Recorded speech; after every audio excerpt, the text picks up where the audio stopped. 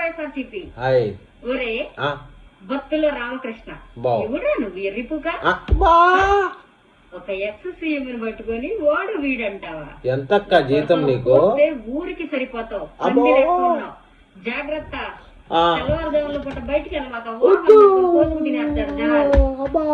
తండ్రిని చూసో తల్లిని చూసో ఓట్లు వేసుకునే రకాలు కాదురా. మనిషి సంక్షేమ పథకాలు చేసినాడు 40% వేసారా ఎర్రిపూక.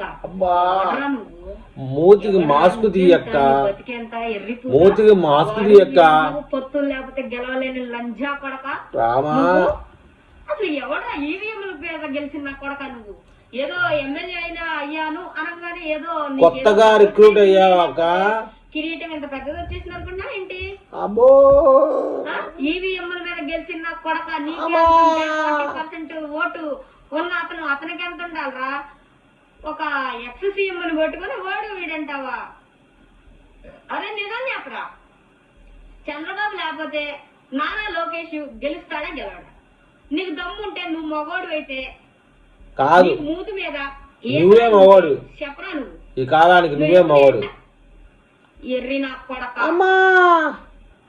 రూపాయి నెత్తి మీద పడితే ₹10 ఏ నా కొడుకు కొనడం మిమ్మల్ని. మళ్ళీ మీరు వాడు వీడు అని ఏదో పెద్ద పూకు ఎర్రి పూకు బూతులే బూతులు ఒక్కొక్కడికి పగిలిపోతాయి నా కొడకల్లారా. ఒళ్ళు మామూలుగా పగలదు, నోరు అదుపులో లేకపోతే ఒళ్ళు పగిలిపోతుంది. ఎంతసేపు ఏం మాట్లాడట్లేదు కదా, ఏం అనట్లేదు కదా అని రెచ్చిపోయారనుకో, మాస్క్ తీయక్క. పందిని కోసినట్టు కోసి చేతికి పంపుతారు. పంది అంట మాట వినపోతే ముళ్ళకర్ర పట్టుకొని ఎక్కడో కొడతారంట. ఎక్కడన్నది నాకు తెలుసు, బట్ నేను ఇక్కడ నీకు చెప్పను. అర్థమైందా? చెప్పుక్క, ఏం కాదులే. కొడక బత్తుల రామకృష్ణ అంట. నీ పేరు ఏ కాంటెన్సీ ఏది, అసలు ఏ నియోజకవర్గం రా నా కొడక? నువ్వు ఎర్రిపూక ఈవీఎంల మీద గెలిచిన నా కొడక. తొక్కి పెట్టిన నార తీస్తా ఇంకోసారి. మా జగన్మోహన్ రెడ్డిని కనుక ఏమైనా అంటే గుర్తు రావాలి ఇంకోసారి. మేము కొత్తగా రిక్రూట్మెంట్ చేస్తున్నారండి.